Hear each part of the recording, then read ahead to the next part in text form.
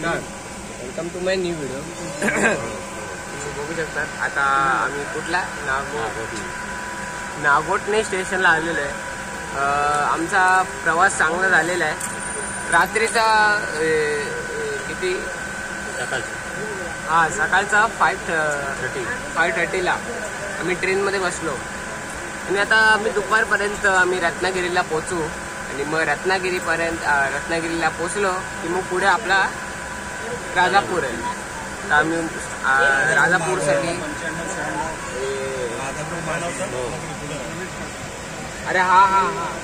राजापूर मागे आहे.